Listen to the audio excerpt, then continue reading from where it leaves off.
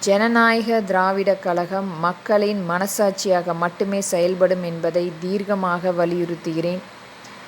மக்களின் நிறைகுறைகளை தெரிந்து ஆட்சி அமைக்கப்பட வேண்டும். இன்றைக்கும் மாண்புமிகு முதலமைச்சரை நான் தாழ்மையுடன் வேண்டிக் கொள்கிறேன்.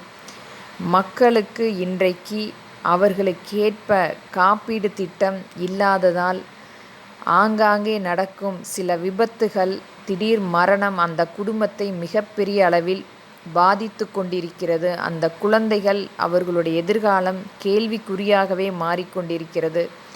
தனியார் காப்பீடு திட்டம் இன்றைக்கு முழுமையாக ஒரு ஏமாற்றும் பேர்வழியாகவே மாறிக்கொண்டிருக்கிறார்கள். அரசு இதற்கான ஒரு நல்ல காப்பீடு திட்டத்தை ஏற்படுத்தி அவர்களுக்குரிய அந்த மரணத்துக்குரிய ஒரு நல்ல ஒரு தெளிவான அந்த குடும்பத்திற்கு ஒரு மரணம் ஏற்பட்டால் 10 லட்சம் ரூபாய் அவர்களுக்கு கிடைக்கும் அந்த விதத்தில் ஒரு நல்ல தீர்க்கமான ஒரு திட்டத்தை, காப்பீடு திட்டத்தை கொண்டு வரப்பட வேண்டும்.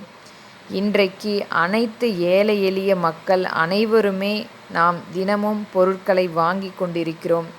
ஒவ்வொருவர் வீட்டிலும் ஒருவர் வாங்கும் பொருளிலிருந்து ரூபாய் விகிதம் எடுத்தால் அந்த காப்பீடு திட்டத்துக்குரிய பணம் அரசுக்கு வந்து சேர்க்கப்படும்.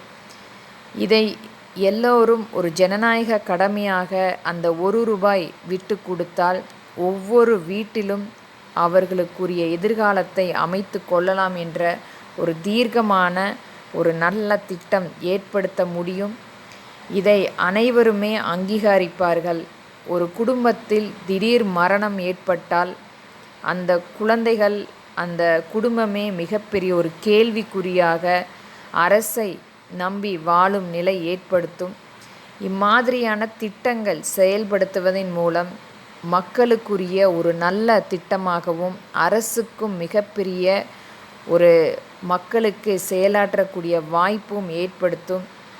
ஒவ்வொருவரும் அன்றைக்கு வாங்கும் ஒருவர் அந்த பொருளுக்குரிய ரூபாய் விட்டு கொடுத்தால் ஒரு குடும்பம் நல்ல முறையில் நமக்கிருக்கும் அனைத்து பிரச்சனையும் ஒரு தீர்க்கமான முடிவை எடுக்க முடியும் என்பதை ஜனநாயக திராவிடர் கழகத்தின் மூலம் பதிவிடுகிறேன்.